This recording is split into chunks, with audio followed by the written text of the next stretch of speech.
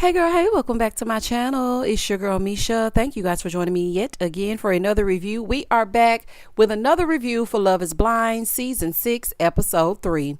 If you are new here, then welcome. I give lighthearted reviews with a little bit of laughter and a little bit of shade and a whole lot of detail. If you're back for a second or third time, then welcome back. Y'all, please don't hesitate to like, comment, and subscribe to the channel. Share with a friend. Hit that notification bell so that you will be updated each and every time I upload a video.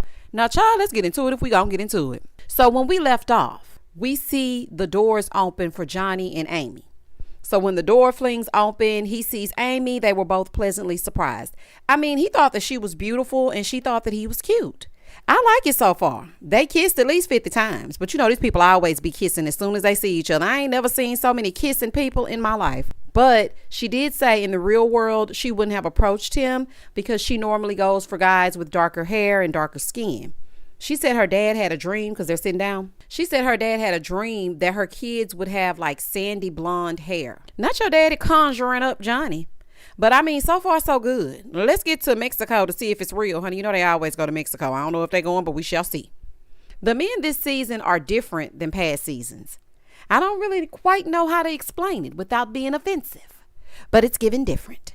Moving forward. Johnny reminds me of that man that was married to, y'all know, the one that I thought was very creepy, and they didn't live in the same apartment or in the same home after they got married, but I think they live together now. I cannot remember her name. Y'all comment down below and tell me exactly who it is. Child, there's so many shows and people swirling around in my head. I cannot remember. Anywho, back at the women's quarters, they're just chatting. So Laura is giving them her best pickup moves. You know, they just all hanging out, having a good time. In the men's quarters, Clay is having an existential crisis, honey. He's having an emotional moment. He's breaking down. He feels like nobody wants him for him. Baby, you need to be going to some therapy because it seems like there's a lot to unpack. I don't understand why people want to fill a void with someone else so that you can take whatever it is that you're carrying and have them help you carry it. No, we need to unpack what we have first. Okay, unpack your suitcase first.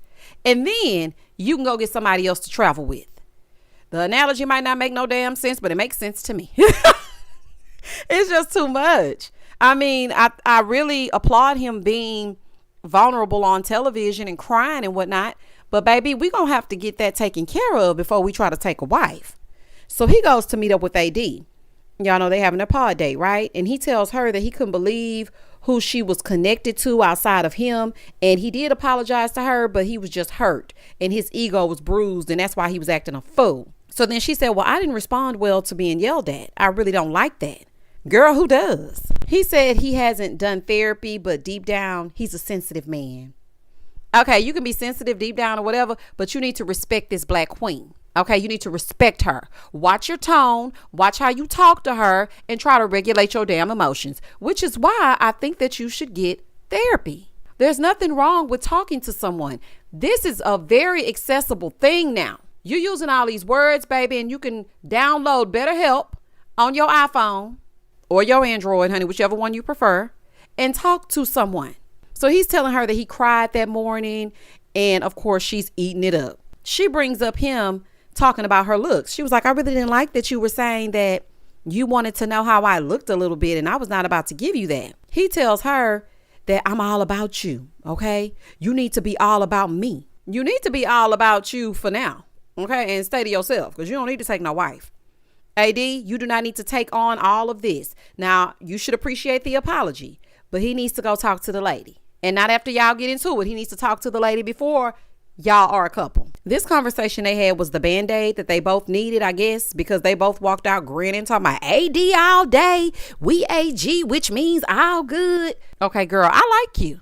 Okay, I ain't got no problem with you, AD. I like you. But girl, Matthew and Clay are both red flags, baby. Flag on the play. Why would you continue on in the running to becoming the next top fool? You need to tell this man that, you know what? I like you, but the way that you exhibited that behavior, it's probably a preview of what's to come. So let's just pump our brakes for a minute. Not y'all talked about it for 5 minutes and now y'all all good. These two are about to present toxic all the way around. Moving forward. Brittany and Kenneth. So they go for their pod date and she asked his ethnicity. He said black and she said that she was white. They're trying to describe themselves to each other and she was pretty spot on with her description of him. Now, what I've noticed about this season is the people are cheating. This is Love is Blind, not Love is a Hint. No, Love is Blind, which means that you cannot see them. You're not supposed to get any clues. You don't need to be trying to decipher their voice. You don't need to be doing any of that. I don't understand how this is working. But anywho, he's black and she's white. They're painting and praising, honey. Praise the Lord. And she told him that she wants to wait until marriage to get it popping. And he respected it.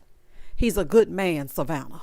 Now, Brittany and I, a word, honey, I have a word for you. Girl, I'm speaking directly to you, honey. Why would you get your behind out into that confessional and say, you know, Kenneth, he identifies as a black man? Ma'am. There's no damn way that he identifies as a black man. He is a black man. When you say someone identifies as something, that means that they are not that, but that's the way that they present themselves. That's the way that they identify. He is a black man. Girl, goodbye and good night. Moving forward, Jeremy and Laura. Oh, and to take it back to what Brittany said, maybe she just didn't know what to say. Because, you know, you don't want to say the wrong things, baby, because they will cancel you. And then your whole social media will be up in arms. So I understand, but you did not word that correctly. But I just think that Brittany does not know how to use words. Now, last episode, she said that people look at her as an alpha male. Then she gets over here in episode 3 and says that Kenneth identifies as a black man. Girl, we're going to have to get you back in school. Back over here with Jeremy and Laura. They're talking about his sleep apnea and his CPAP. Child, I got to get me a CPAP as well, honey. But I got to get a cute one. Ain't no man going to want to lay down with me, honey, with that CPAP on my face. Baby, I'm cute, but I can snore. Do you hear me? I can snore. Apparently, he didn't bring the CPAP with him. Baby, we need you breathing in the pods. You bring your machine. Don't let them people shame you into not bringing your machine. So they start talking about the holidays. She says she doesn't have any family traditions. The family is so divided. You know what? Holidays are really not holidaying like they used to holiday. I can attest to that. Even with my family, it's just not the same anymore. So he shares the same sentiment with his family. And I'm with y'all. Holidays just ain't giving it up like they used to. So then they started talking about creating their own traditions and how it would be if they had their own family and they were married. I was like, oh, okay. It's giving a Hallmark movie. Moving forward. So then Jeremy goes for a date with Sarah Ann.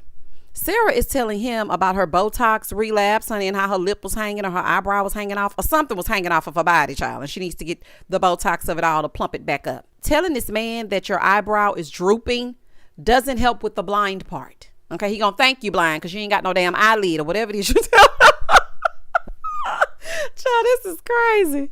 So he asked her, how many Instagram followers do you have? She said 4,000. He said, holy smokes. Sir, that's not a lot. Weirdos follow every day. And if you cute, somebody will definitely hit follow so they can watch your page. She did say that she has 30,000 followers on TikTok, but she doesn't talk on there all the time. Now, I guess with how quick people follow from one video, that wasn't a big deal to me. When she said she had 30,000 people over on TikTok, I'm like, child, I'm liable to follow somebody if they give me a good story time that's really a story time. And then I come back across them and I'm like, now, where did you come from? So 30,000 people, that's easy to obtain, I think. And maybe she does have a social media following. We shall see. So they start talking about their views on women's rights, etc. And they start talking about politics. Now, I'm not going to quite get into my thoughts on that because we are over on the YouTube and y'all already know. Okay, y'all already know I'm being pushed out. So I do not want to say anything to upset the algorithm and the sponsors. Not my sponsors, honey, because I ain't got none. But I'm talking about the people that pay for their ads. Moving forward. He then tells her that his dad passed when he was 19 in a car accident, but he really would take her to Florida for her to go and visit his grave. I don't know who these people like more, because I thought that he was really vibing with Laura, but with Sarah, it seems like he goes deeper. He has fun with Laura, but then he goes deep with Sarah. So I'm confused. So then she asked him if he had told anyone else that. And he said, no, you're the only one I'm saying these things to. You know, I just think very highly of you. Okay, so I'm side-eyeing Jeremy because he's planning Christmas and matching PJs with Laura. And then he taking Sarah down to his daddy's grave. Something just ain't right. Over here with Brittany and Kenneth, they go for a date in the pods. So he's telling her that she's the one that he's supposed to be with. He gets down on one knee and he proposes to Brittany and she says yes. Now, I'm not completely sold on them at this moment as I'm watching, but we shall see. I mean, it could be cute. Jessica is in the women's quarters and she's crying, saying that she feels like she's in love with Jimmy. I just love him to my soul. Everything about him, the way he breathes, the way he do this, the way he do, I'm just in love. Okay, I'm in love. I'm obsessed. Baby, she is obsessed. So they go in for their date. When they went in for that date, I was looking at those plates. I said, what is this mountain of marinara on this plate? Plus the food looks cold. Child, this is a mess. So they start talking about what their day looks like, and she's just telling him a regular day in the life of a mom. That's really what she described. So as she's telling him, he's popping his fingers and cracking his knuckles, and she is getting really annoyed because it's an ick for her. And she made sure to let him know. She was like, are you popping your fingers? Ew, don't do that. That is an ick for me. So after she got him together, she asked who he follows on social media because she has an issue with men lusting through pictures and liking the Instagram baddies of it all. She wants all the attention on her. And you know what? It's just so crazy how much social media impacts relationships now. Back in the day, we didn't have to worry about that. Unless they came across you in real life, it was really nothing to be concerned about. But it really is a huge deal when men follow certain accounts and like certain things. You know, she tells him that she wants to be the first round draft pick because that's what she calls him. Now, he's saying all the right things, but I don't hear him saying that she was his number one. He paused for a minute, started talking in a circle, but he definitely did not say that she was his first round draft pick. Over with Trevor, he's in the men's quarters trying to make sure that everyone gets what they want because he likes Chelsea and so does Jimmy. So he wants Jimmy to choose with Jessica so that he could be with Chelsea. He said, we're in a love star. Y'all are in a love square. And whatever it is, I don't think it's going to work out like you want it to. If I were Chelsea, I would choose Trevor because something about Jimmy just gives disingenuous. He is not a genuine person at all. In the next scene, Chelsea and Jimmy, they meet up for a sushi date in the pods. She's telling him about someone asking if she was dating him and that person ended up getting pissed. He says, well, you know, in this process, everybody is looking for love. And Trevor told me that you talked to him and said that it was all good. So they're talking and he's telling her a life with her would be fun and they would be traveling. It would be awesome. They would be having a good time. He wants to tell her about Jessica so bad. He wants to tell her what Jessica revealed to him so bad. It is eating away at him. What's eating you, Gilbert Grape? Okay, I can see right through you. I know you want to tell her. I am sick of these people's babbling.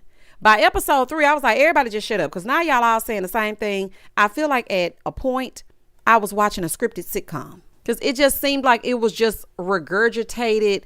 I love you. And, oh my God, me too. And, oh, and this. It just was getting on my nerves at this point.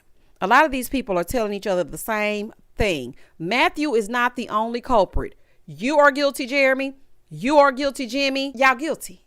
Okay, y'all just guilty as charged. After that, Chelsea meets up with Trevor. Trevor tells her, you know, he's narrowed it down to just her. And she was his only date. He said he couldn't even sleep. He couldn't eat.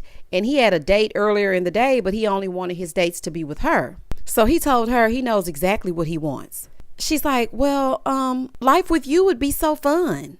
Yeah, that's the same thing you told Jimmy. See, that's what I'm saying. Y'all all telling each other the same things. Okay, let me put you on the list, Chelsea. Chelsea is guilty of this. Jimmy is guilty of this. And Jeremy is guilty of this. Baby, then Trevor just out of nowhere tells her he loves her. Trevor is all in. Do you hear me? He is playing no games whatsoever. She said, yeah, I'm just over the moon. But then she goes, okay, see you tomorrow. Girl, what? She does not want Trevor.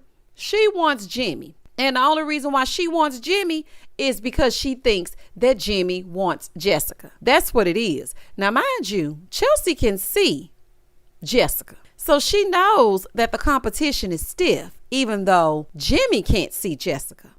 So when she pulled that little Megan Fox trick out of her bag, she did that on purpose. And it's so ironic that Jessica actually looks more like Megan Fox than Chelsea does. I heard somebody say that Chelsea reminds them of Adele, and she kind of does give me Hello from the Other Side. Moving forward.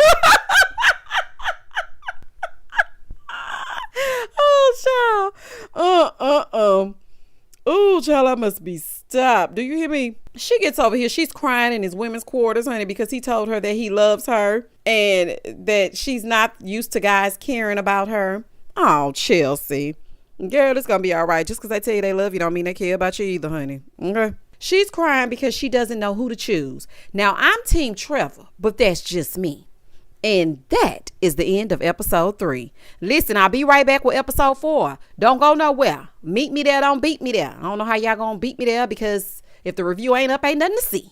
But listen, watch this review. And also, if you have not seen, I have also reviewed episodes 1 and 2 with pictures to introduce you to the cast. Please do not get in the comments and say, this would have been much better with pictures. Who are the people? I don't even know who they are. I did a review with pictures for episodes 1 and 2, just for y'all, okay? This one's for you. And also, meet me on Tuesday night at 8 p.m. Central Standard Time so we can get into the first 6 episodes. There is so much to unpack, so many things that could be said. I want to get together, have a good time, and talk about it. I will be back with episode 4. Please don't hesitate to like, comment, and subscribe to the channel. And as always, stay safe, stay blessed, spread love, not germs. Peace.